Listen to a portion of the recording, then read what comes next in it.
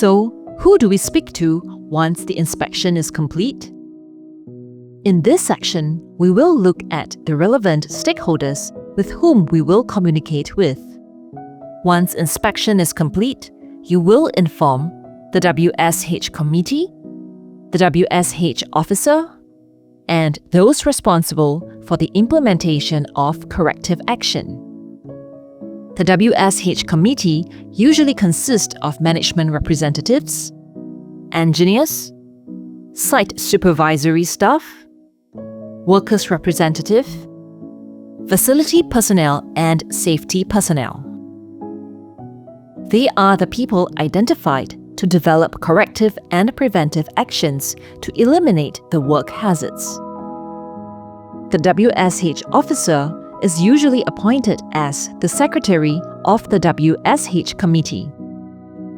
He or she will compile the inspection findings, corrective and preventive actions as discussed by the WSH committee into a report. The final inspection report will be sent for approval to the management. This would eventually be distributed to the respective persons in charge.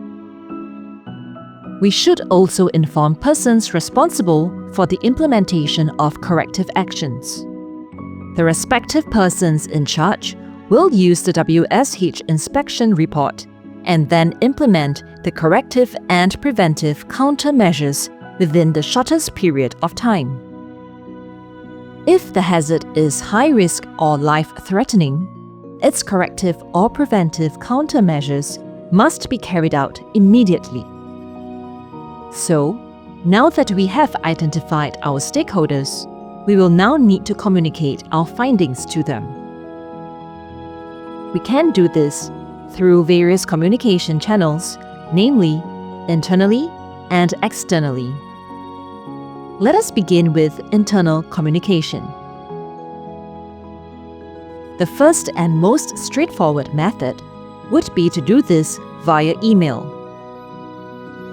That's not the only possible way, though. You may also consider conducting a safety committee meeting. Another method would be to put up a poster and signboard to convey your message. Other internal communication methods can include using circulars or by calling for a toolbox meeting or a focus group meeting. All of these are possible channels for communication. Next, let's look at possible external communication channels. For external communication, which of these 5 points would you choose? Email, poster and signboard, circular, mass safety meeting, and focus group meeting. If you have selected all 5, you are absolutely correct. Did you notice the similarities between internal and external communications?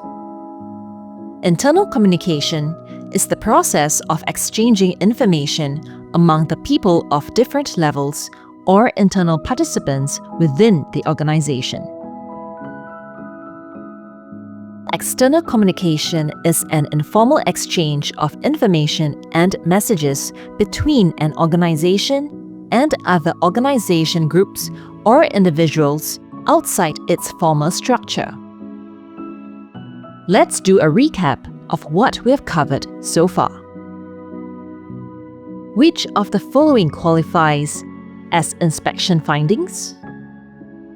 Description of non-conformities, identification of personnel responsible, description of hazards, recommended timeline for completion of corrective and preventive action.